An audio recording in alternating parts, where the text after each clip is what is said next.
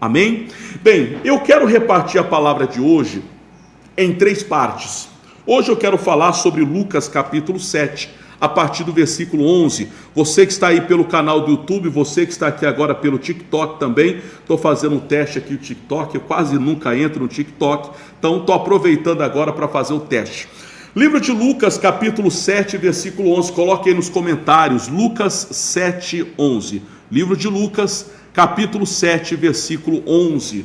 Onde quer que você esteja, escreva aí, Lucas 7, 11.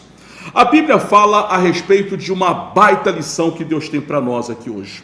Lucas 7, 11, a primeira parte da mensagem diz assim: E aconteceu, pouco depois, ir à cidade chamada Naim. E com ele iam muitos dos seus discípulos e uma grande multidão. Bem, o que nós vamos falar aqui hoje é a respeito de 2 multidões. A multidão que ia com Jesus, que estava alegre com aquilo que Jesus estava fazendo, e uma segunda multidão que ia com uma viúva, uma mulher cujo nome, por se tratar de uma viúva, então é claro, ela tinha perdido o marido dela, mas que agora ela havia perdido também o único filho que ela tinha. Então a história de hoje trata-se de um confronto entre a multidão que ia com alegria, porque diz a Bíblia que eles estavam caminhando, estavam andando com Jesus, estavam indo rumo a Jerusalém, estavam indo para uma festa. Então você consegue imaginar a alegria de quem vai para uma festa? Mas saindo da cidade de Naim, a Bíblia diz que viu uma outra multidão. Bem, quantas pessoas eram? A Bíblia não diz, mas diz que essas multidões se encontraram. A multidão que ia com Cristo, que levava alegria, e a outra multidão que vinha no velório, que trazia tristeza. Você sabe que no Antigo Testamento havia até uma prática comum, alguns chamam de carpideiras, que eram aquelas pessoas que eram contratadas só para chorar. Sim, era a profissão, você acredita? Bem, no passado havia a profissão das choradeiras. Eram aquelas pessoas que eram pagas para chorar nos velórios, chegava e chorava, porque morreu. Bem, havia então um confronto entre aquelas que estavam ali por causa da vida, aqueles que estavam ali por causa de Cristo e aqueles que estavam ali por causa da morte. E nesse confronto entre a vida e a morte, entre o bem e o mal, meu irmão, você não sabe o que aconteceu. A Bíblia diz que Jesus para aquele velório. Preste atenção na mensagem de hoje, versículo 12.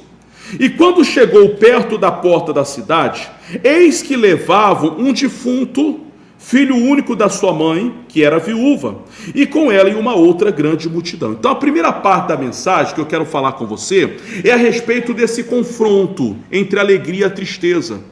Parecia, às vezes tem pessoas que agem com uma certa, vamos dizer assim, indiferença. Tem gente que só chora, tem gente que é só alegre, e às vezes há um confronto entre a alegria de alguns. Tem gente que se incomoda com a alegria dos outros, tem gente que se irrita com a tristeza de alguém.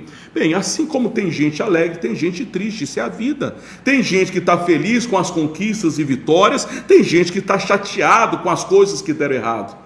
Mas quando veio esse confronto, versículo 13, para terminar essa primeira parte, e daqui a pouquinho eu vou pedir um testemunho bonito para você, mas versículo 13 diz assim: E vendo-a o Senhor, moveu-se de íntima compaixão por ela e disse-lhe: Não chores. Você consegue imaginar Jesus falar para uma mãe que perdeu o filho, uma mãe que havia perdido o único filho, que já era viúva, falando para alguém: não chore? Parecia insensível, parecia insensibilidade. Irmãos, Deus não é insensível. Só que muitas vezes você está chorando por coisas que deram errados na sua vida, por problemas e lutas que você tem enfrentado, mas que quem sabe você ainda não percebeu que na verdade Jesus ele se importa com você. Isaías 41:10 diz: Não temas, porque eu sou contigo, não te assombres, porque eu sou teu Deus, eu te ajudo, eu te esforço, eu te sustento com a destra da minha justiça. Você tem um Deus que tem tudo para lhe ajudar, Ele está pronto para lhe ajudar, Ele é apto para lhe ajudar, e Ele vai lhe ajudar na força de Cristo Jesus.